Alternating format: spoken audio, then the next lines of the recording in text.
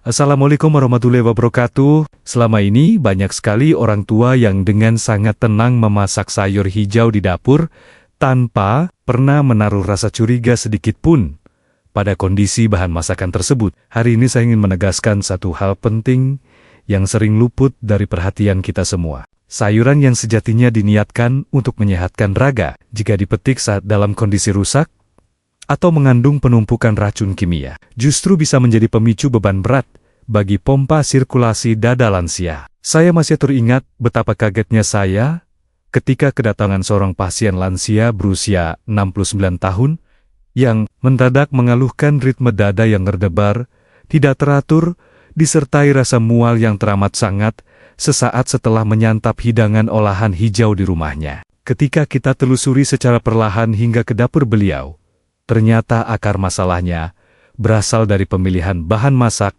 bertekstur layu, yang bagian intinya telah mengalami proses pembusukan tersembunyi, serta menyimpan residu kimia yang melampaui ambang batas aman.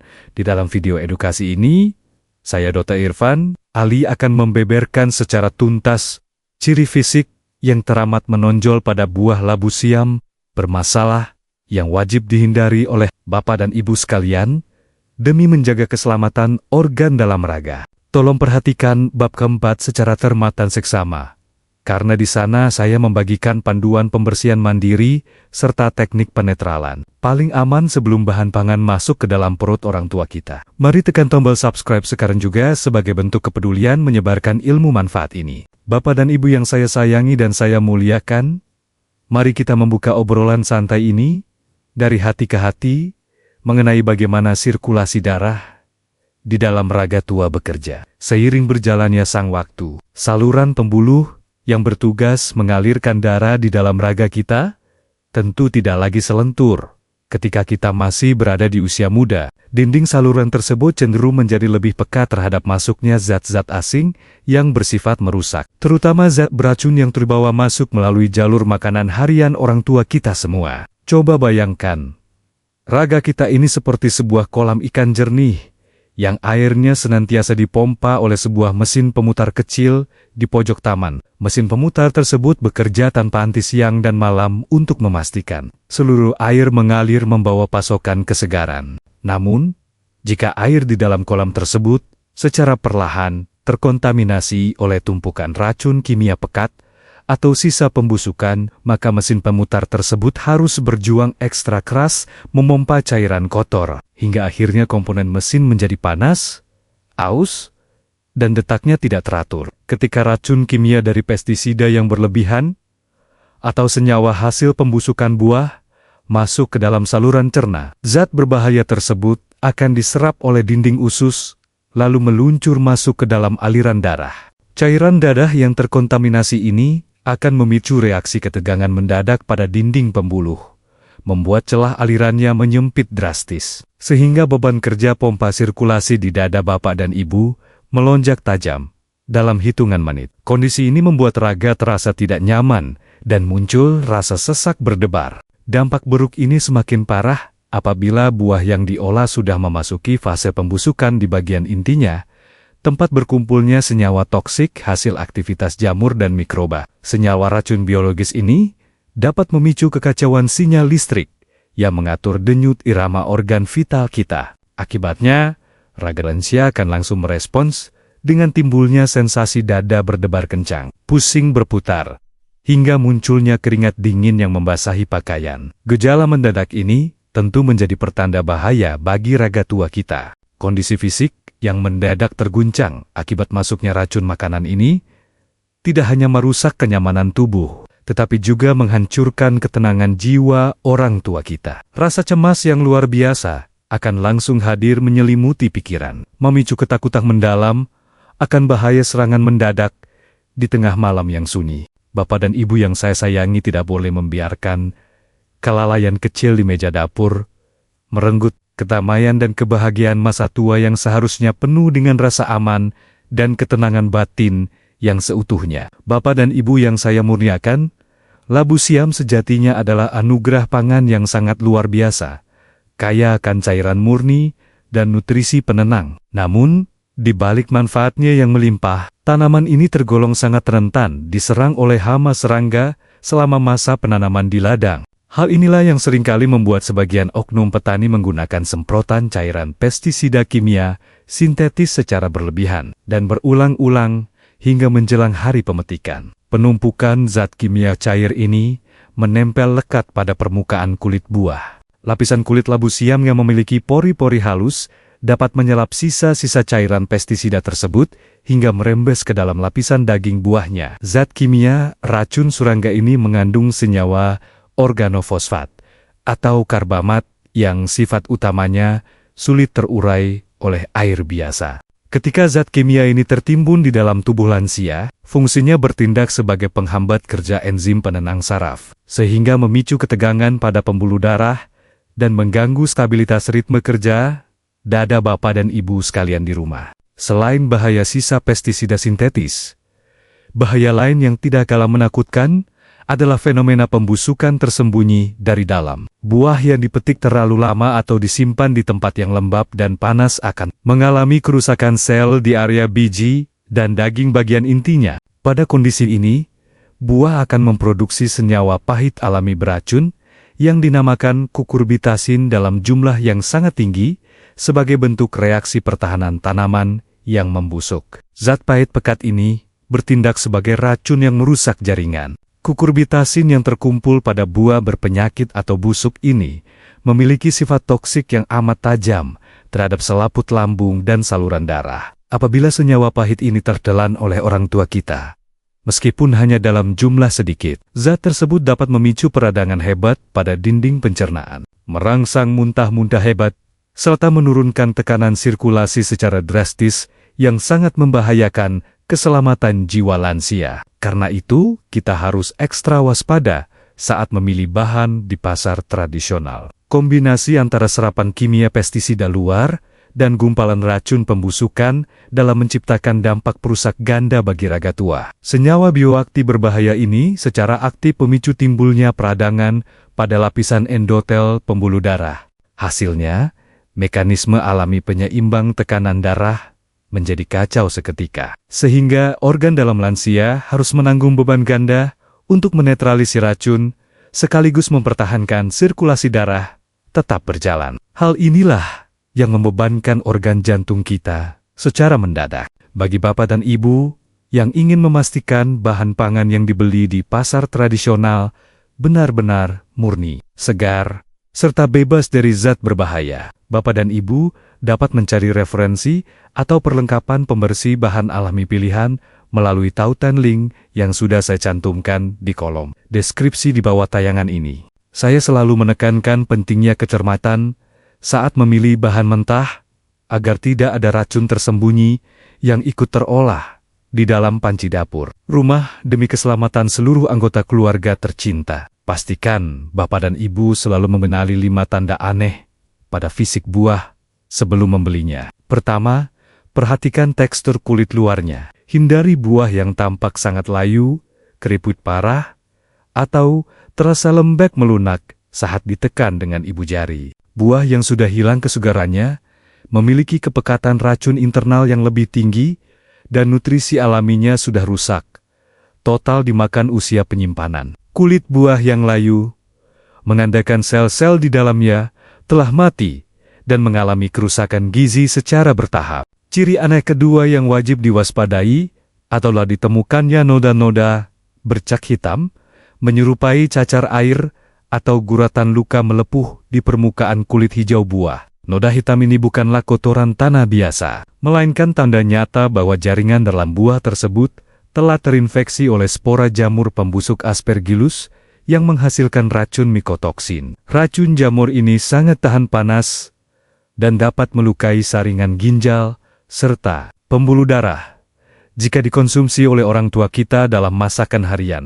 Ciri ketiga yang teramat berbahaya adalah adanya aroma bau asam menyengat atau bau apak tanah yang keluar saat bagian tangkai buah dicium dari dekat. Buah segar yang aman seharusnya beraroma netral dan wangi khas tumbuhan segar. Apabila dari pangkal tangkainya sudah tercium aroma fermentasi gumpalan masam, adalah bukti sah bahwa bagian Dalam intinya sudah membusuk dan mencair menjadi sarang bakteri berbahaya. Jangan pernah membeli buah dengan ciri seperti ini demi kesehatan sirkulasi darah kita. Ciri keempat yang menunjukkan adanya paparan kimia pestisida berlebih adalah penampakan permukaan kulit buah yang terlihat sangat mengkilap, tidak alami, memiliki lapisan putih menyerupai bidak tebal yang sulit dihilangkan dengan usapan air biasa, serta memiliki warna hijau yang terlampau pekat dan kaku. Lapisan bedak licin ini seringkali merupakan anggapan zat perekat kimia, racun serangga yang sengaja disemprotkan agar tahan dari siraman air hujan di ladang. Zat perekat ini sangat bahaya jika tertelan. Ciri kelima yang menjadi tanda pamungkas bahaya adalah ditemukannya cairan getah berwarna kuning kecoklatan yang kental dan berbau tidak sedap saat bagian ujung buah dipotong. Getah labu siam segar yang aman seharusnya berwarna bening kekuningan encer, serta tidak berbau. Jika getahnya tampak keruh kental dan meninggalkan rasa pahit menusuk di lidah saat tersenggol, segera buang buah tersebut, dan jangan pernah memasaknya untuk sarapan keluarga. Rasa pahit itu adalah sinyal racun kukurbitasin pekat. Sekarang kita memasuki bab yang sangat krusial, yaitu bab keempat tentang tata cara pembersihan, pengolahan, dan aturan keselamatan konsumsi yang paling tepat bagi lansia. Banyak orang tua mengira bahwa hanya dengan membilas sayuran di bawah kucuran air keran selama beberapa detik saja sudah cukup untuk meluruhkan segala jenis kotoran dan racun. Saya ingin meluruskan pemahaman ini dengan tegas bahwa zat kimia sintetis perekat pestisida tidak akan pernah hilang hanya dengan bilasan air dingin biasa. Untuk memurnikan kembali bahan pangan dari ancaman sisa racun luar, langkah awal yang wajib Bapak Ibu lakukan adalah menyiapkan wadah baskom berisi 2 liter air bersih. Tambahkan 2 sendok makan garam krosok murni dan 1 sendok makan bubuk soda kue ke dalam air tersebut. Lalu aduk hingga larut sempurna. Rendamlah buah yang sudah dipotong menjadi 2 bagian ke dalam larutan pembersih alami ini selama 15 hingga 20 menit. Larutan ini akan memecah ikatan kimia berbahaya secara perlahan. Larutan gabungan garam dan soda kue ini memiliki sifat alkali, osmotik yang sangat ampuh, memecah ikatan kimia, perekat pestisida pada kulit luar buah, serta menarik keluar sisa racun ringan yang menempel di pori-pori permukaan. Setelah direndam, gosok permukaan kulit berlakuknya menggunakan sikat halus di bawah kucuran air mengalir yang deras. Jangan lupa untuk membuang bagian inti biji tengahnya apabila tampak berwarna kecoklatan atau memiliki tekstur lunak yang tidak lagi padat dan segar. Setelah proses pembersihan selesai, potonglah daging buah menjadi ukuran kecil-kecil, lalu olah dengan cara dikukus atau direbus dalam panci terbuka selama 8 hingga 10 menit. Membiarkan tutup panci terbuka saat menit-menit awal merebus sangat penting untuk memberikan ruang bagi senyawa volatil sisa kimia menguap keluar bersama uap air panas. Sajikan masakan segar ini dalam porsi sedang, yaitu sekitar 100 gram per porsi makan, tanpa tambahan penyedap rasa buatan berlebih demi kesehatan raga. Di sini saya merasa wajib untuk menyampaikan disclaimer medis dengan tulus dan jujur demi menjaga keselamatan raga orang tua yang saya sayangi. Bagi bapak dan ibu yang saat ini sedang mengalami keluhan gangguan irama dada yang belum stabil, memiliki riwayat alergi berat terhadap zat kimia, tanaman, atau sedang dirawat akibat peradangan lambung akut, tolong tunda dahulu konsumsi bahan pangan yang diragukan kesegarannya, dan berkonsultasilah secara mendalam dengan dokter spesialis kepercayaan Bapak Ibu. Kondisi fisik dan ketahanan tubuh setiap orang tua sangat berbeda satu sama lain, sehingga prinsip kewaspadaan tinggi adalah bentuk wujud kasih sayang terbaik kita dalam merawat raga sendiri. Jika Bapak dan Ibu merasa khawatir atau ragu dengan kondisi kesegaran bahan makanan yang ada di meja dapur hari ini, jangan pernah memaksakan diri untuk memakannya.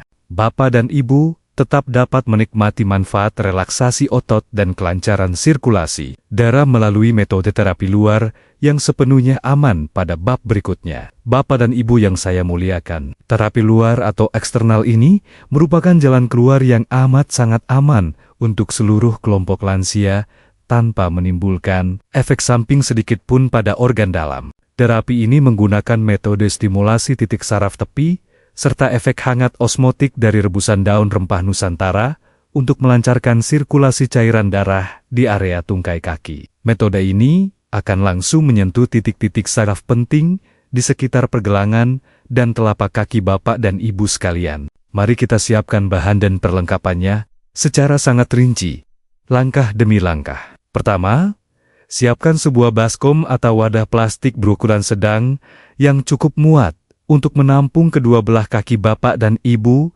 dengan leluasa. Sediakan 3 lembar daun salam segar, 2 batang serai yang dimemarkan, 2 sendok makan garam murni, serta 2 liter air bersih. Rebus seluruh bahan rempah alami tersebut di dalam panci hingga mendidih dan mengeluarkan aroma wangi yang sangat menenangkan pikiran raga. Setelah rebusan rempah mendidih harum, tuangkan airnya ke dalam baskom dan campurkan sedikit air biasa hingga suhunya mendingin menjadi hangat-hangat kuku, yaitu berada di kisaran suhu 38 hingga 40 derajat Celcius. Tolong pastikan suhunya benar-benar pas dan tidak terlalu panas agar tidak melukai permukaan kulit lansia yang cenderung semakin tipis dan peka. Ketinggian air di dalam baskom sebaiknya merendam pergelangan kaki hingga sedikit di bawah otot betis Bapak dan Ibu. Silakan Bapak dan Ibu mengambil posisi duduk yang paling santai di kursi, lalu celupkan kedua kaki ke dalam air hangat rempah tersebut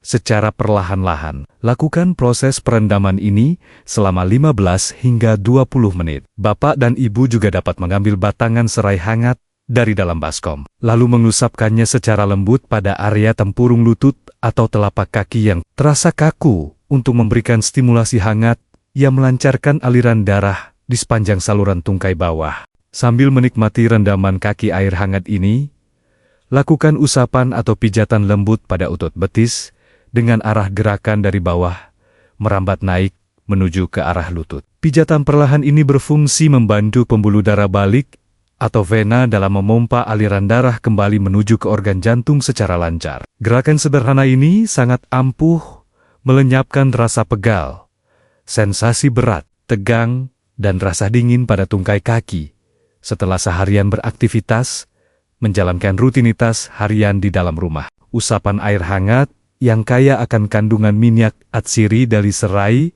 dan daun salam ini juga efektif merangsang pelepasan zat endorfin alami di dalam otak kita. Zat endorfin ini bekerja sebagai pereda nyeri alami raga yang memberikan rasa nyaman mendalam pada jaringan saraf tepi yang tegang. Ketika saraf-saraf di area kaki menjadi rileks, denyut nadi Bapak dan Ibu akan berdetak lebih teratur dan tenang, melenyapkan segala ketegangan batin serta rasa cemas yang menumpuk di pikiran orang tua kita. Selamat proses terapi merendam kaki ini berlangsung, resapi sensasi hangat yang merambat perlahan dari telapak kaki, naik menuju ke betis lutut, hingga ke area pinggang. Bapak dan Ibu mungkin akan merasakan adanya denyutan halus atau rasa kesemutan ringan yang amat nyaman. Sensasi ini merupakan penanda biologis yang sangat baik, yang mengindikasikan bahwa sirkulasi pembuluh darah tepi yang tadinya sempit, kini telah melebar, dan aliran darah segar mengalir, membawa pasukan oksigen menuju jaringan sel. Kurun waktu 15 hingga 20 menit saat merendam kaki ini bukanlah sekadar aktivitas fisik belaka, melainkan sebuah kesempatan emas untuk menenangkan pikiran dan merawat kedamaian jiwa. Saya sangat menyarankan Bapak dan Ibu untuk memanfaatkan momen tenang ini sambil berzikir, menyebut nama Tuhan, membaca doa keselamatan, bermeditasi rileks, atau merenungkan segala bentuk nikmat kesehatan dan umur panjang yang masih diamanahkan kepada kita hingga detik hari ini dengan rasa kepasrahan tulus. Sesudah waktu perendaman genap selesai, angkat kedua kaki, lalu usap hingga kering menggunakan handuk kain yang bersih dan lembut secara perlahan sampai ke sela-sela jari kaki. Bapak dan Ibu akan mengamati air bekas rendaman di baskom tampak sedikit teruh yang menandakan terlepasnya sel-sel kulit mati dan kotoran dari pori-pori. Sebagai langkah perawatan penutup yang sangat menutrisi kulit, oleskan beberapa tetes minyak zaitun murni atau minyak kelapa hangat pada area telapak kaki dan pergelangan. Pijat secara perlahan, area telapak kaki dengan gerakan memutar searah jarum jam untuk mengunci kelembapan alami kulit, serta relaksasi titik-titik saraf agar tidak mudah mengalami pecah-pecah. Perpaduan antara terapi hangat rempah dan pijatan lembut ini terbukti secara medis mampu menurunkan suhu inti tubuh secara perlahan sesudah terapi berakhir. Penurunan suhu inti tubuh ini adalah sinyal biologis alami yang sangat kuat untuk merangsang otak produksi hormon pemicu tidur nyenyak, yaitu melatonin. Melatonin merupakan hormon alami yang sangat dibutuhkan oleh orang tua kita agar bisa tertidur lelap tanpa gangguan. Dengan meningkatnya kadar melatonin, secara alami sistem saraf simpatik yang memicu rasa gelisah, tegang dan cemas akan ditenangkan secara menyeluruh. Bapak dan Ibu tidak perlu lagi bergantung pada penggunaan obat tidur kimia buatan pabrik yang berisiko membebankan fungsi saringan ginjal dan organ hati, karena raga akan tertidur lelap secara alami hingga fajar menyingsing di pagi hari. Selain mencetak kualitas tidur yang teramat nyenyak, kelancaran sirkulasi darah dan redanya ketegangan saraf ini juga sangat manjur, mencegah munculnya keluhan kram otot betis yang mendadak di tengah malam. Terapi hangat ini turut membantu menenangkan dinding kandung kemih, sehingga frekuensi buang air kecil di malam hari atau beser yang seringkali mengganggu tidur lelap Bapak dan Ibu dapat berkurang secara signifikan, menjadikan waktu istirahat malam benar-benar utuh dan terasa sangat menyegarkan raga. Untuk mendukung keberhasilan ikhtiar terapi luar dan dalam ini, Bapak dan Ibu yang tidak memiliki riwayat pembatasan cairan dari dokter spesialis sangat dianjurkan untuk rutin mencukupi asupan air minum harian, yaitu sekitar 6 hingga 8 gelas air hangat setiap hari. Asupan cairan murni yang cukup amat dibutuhkan oleh pembuluh darah untuk melalutkan sisa metabolisme dan membilas zat racun keluar melalui saluran pembuangan kemih. Tanpa cairan yang cukup, pembersihan raga akan lambat. Apabila Bapak dan Ibu menjalankan panduan pemilihan bahan pangan yang bersih, serta rutin melakoni terapi hangat ini secara konsisten setiap hari, manfaat jangka panjang yang akan dipetik oleh raga sungguh sangat luar biasa. Terapi ini bertindak sebagai pemurni sirkulasi alami yang secara bertahap menetralkan penumpukan racun radikal bebas di dalam jaringan pembuluh darah. Otot-otot tungkai dan persendian yang tadinya kaku, tebal, dan berat akan kembali menjadi fleksibel, ringan, dan bertenaga. Saat dipakai melangkah, rasa nyeri akibat penumpukan sisa zat asam, pegal linu di persendian, maupun rasa tidak nyaman di area punggung belakang akan mereda secara bertahap tanpa menimbulkan rasa sakit. Fleksibilitas otot dan kelancaran sirkulasi yang membaik ini memiliki kaitan yang sangat erat dengan tingkat keselamatan lansia di dalam rumah. Dengan pijakan kaki yang kokoh, peka, dan tidak mati rasa, tingkat keseimbangan tubuh Bapak dan Ibu saat melangkah akan meningkat tajam, sehingga bahaya terpeleset dapat dihindari sepenuhnya. Tidak hanya bermanfaat bagi sirkulasi darah dan otot, kandungan rempah alami, serta kondisi tubuh yang rileks, juga bertindak sebagai penyokong sistem kekebalan raga yang sangat tangguh. Uap hangat dari rebusan serai dan daun salam saat terapi eksternal berfungsi pula sebagai penyegar alami saluran pernapasan, menjaga benteng pertahanan tubuh dari serangan batuk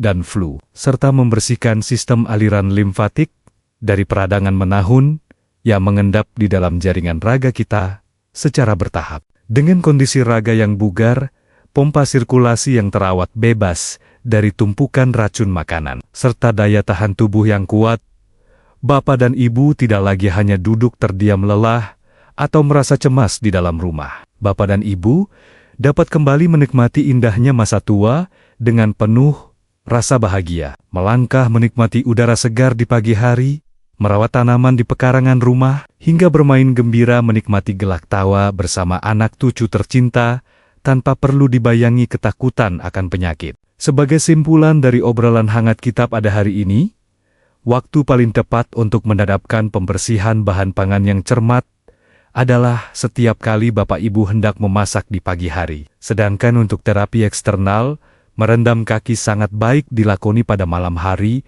menjelang waktu tidur. Namun, selalu ingatlah di dalam dada bahwa kunci utama adalah seluruh ikhtiar perawatan kesehatan alami ini adalah konsistensi yang dijalankan dengan penuh kesabaran, ketelitian, dan rasa kasih sayang pada diri sendiri. Tetaplah selalu peka dan mau mendengarkan bahasa tubuh Bapak dan Ibu sendiri saat melakoni terapi ini. Jika di tengah jalan timbul rasa tidak nyaman atau reaksi peka pada kulit, segera sesuaikan suhunya atau hentikan sejenak aktivitasnya. Perjalanan menuju raga yang sehat harus ditempuh dengan perasaan yang rileks, gembira, dan penuh dengan rasa syukur, bukan dengan keterpaksaan atau beban pikiran yang justru dapat memicu hormon stres di dalam darah. Jalani seluruh rangkaian proses ini dengan penuh kedamaian batin. Sebagai ide variasi tambahan, agar Bapak dan Ibu tidak merasa jenuh, air rebusan rempah untuk merendam kaki ini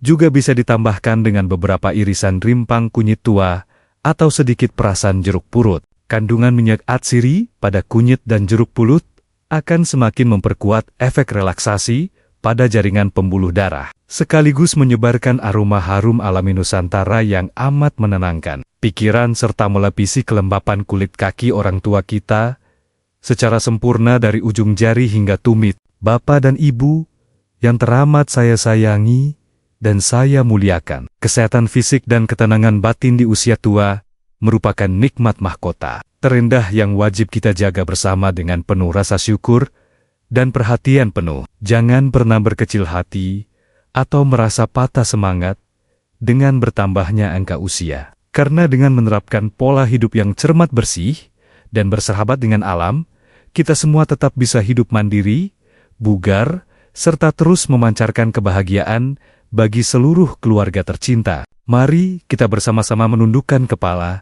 dan memanjatkan doa yang tulus kepada Sang Maha Pencipta. Ya Allah, yang Maha Pengasih lagi Maha Penyayang, limpahkanlah selalu berkah kebugaran, kesehatan yang utuh, serta ketenangan jiwa yang mendalam bagi Bapak dan Ibu yang menyimak tayangan ini. Lindungilah raga mereka dari segala bentuk racun dan bahaya penyakit. Berikanlah umur yang panjang dalam ketentraman, serta kumpulkanlah mereka dalam kebahagiaan bersama anak dan cucu tercinta. Amin ya Robbal Alamin. Terima kasih banyak atas perhatian tulus dan waktu berharga yang telah Bapak dan Ibu luangkan untuk menyimak obrolan edukasi kesehatan bersama saya Dr. Irfan Ali di saluran Sobat Sehat Penyakit Dalam ini. Jangan lupa untuk membagikan tayangan video ini kepada sanak saudara, teman, dan sahabat tercinta agar menjadi ladang pahala jariah yang terus mengalir tiada putus bagi kita semua. Salam sehat dari saya untuk Bapak Ibu sekalian di rumah. Wassalamualaikum warahmatullahi wabarakatuh.